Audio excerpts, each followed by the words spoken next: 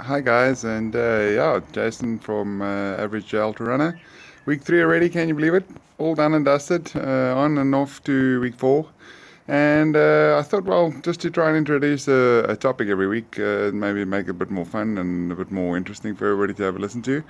But this week I thought to do body maintenance. We just came from my uh, osteopath this afternoon, which of course I try and do every 4 to 500 kilometers, just as you would with a bicycle. You need to give it a service. I know a lot of runners, we like to run until we get injured, and then we go to a chiropractor or a physio or a osteopath or whatever the case might be. And I know guys have success with different types. For me, I have always tried a chiropractor in the past. And then about 3 years ago, I stumbled on Patrick McDonald, who here in Cape Town is an osteopath, and he's worked with me initially.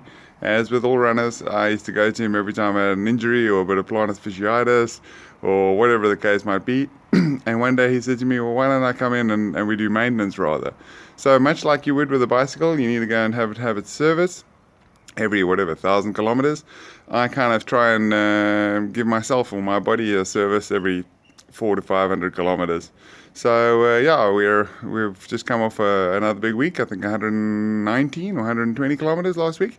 So brings us the sum total for the year from the 21st of Jan now to 352 or 53 kilometers already. So yeah, when you're doing this kind of mileage, you need to be looking after your body. And I'm not saying just for me, for all the guys we run with. I'm not one to be immune from injury. But preventative, especially with running and the pounding, is better than the cure. So from that point of view, I think that'd help for guys that have used chiropractors with success or have used physios or osteopaths with success.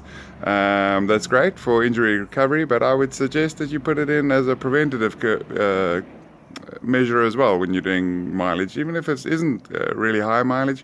But if you've got a marathon or something big in the year, just make sure that you don't end up giving yourself an injury after 2 or 3 months worth of training right in the last month. If you keep every 2 to 3 weeks going to have a bit of preventive maintenance, these things help. Every little bit helps. I think running, we like to simplify, well, hopefully. But there are moving parts, and these things need to be serviced. So yeah, just a little bit of help. I mean, if you guys want anything more, obviously drop me a line, and we can take it from there. With regard to the last week, where were we? Yeah, Monday last week we were together. We had 2 10s, Monday morning and Monday afternoon. And then Tuesday on to hill repeats. I think 14 of the buggers. Really tough.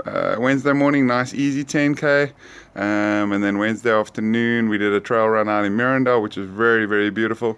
Reminded me a bit like cross country, to be honest. And that's, I know, about 9 out of 10 people have put off running from the days of school when you had to do cross country. But it's a really nice farm, a really nice event from the Spurs Trail Series. And so that was 12K, I think it was. And then Thursday morning, another nice gentle 12K. A beautiful rest day on Friday. I just packed ice a little bit on the knees and took some anti-inflammatories and just did nothing really, just relaxed. And I'll say it helped. From week 1, I think we had muscle pain. Week 2, a little bit of knees. Last week, not so bad, but after the rest day, I'm now perfect. So Saturday was a nice 27K, the Freedom, 27 for Freedom out in Paarl, which is the Nelson Mandela Memorial type run. It was really, really nice out there. Tough.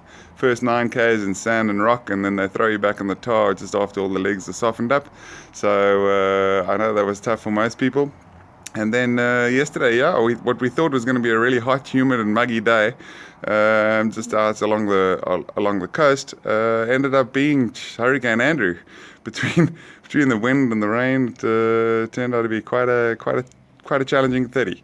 So yeah, that brought to the end of the week 119, I think it was, as I said, and 350 so far. So still got a couple of weeks left of the month. I think we'll probably crack well over 500 if I'm not mistaken. I know it's on the training program there somewhere, but we're finally starting to get into it. So yeah, like I always say, week 3 is the power week. Going into week 4 now, I think it's the last of the building of the mileage. I do about 130 with the marathon, the Peninsula Marathon on Sunday, and then we'll get to have a week back with regard to mileage, so I think it goes back to about 110 or something like that, just to let the body recover and let it form a base, and to obviously stay away from injuries. You can't go 10% every single week.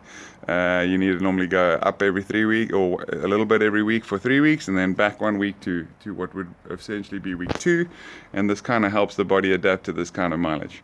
So yeah, so guys, I hope that helps, and it's great to have you along on the journey. And I know everybody seems to have a little comment when they see me, but yeah, it would be great if we can get it out there and have more people to support. It's along here, as I say, I still got 7 months to go, but it's going well so far. I think the worst of the Christmas flubber has come off. And as much as my weight hasn't dropped as much yet, I'm starting to feel a little bit firmer, so it's getting a little easier to run. And yeah, let's see where we go. If not, we'll chat next week if we don't chat before. Thanks very much. Cheers. Bye.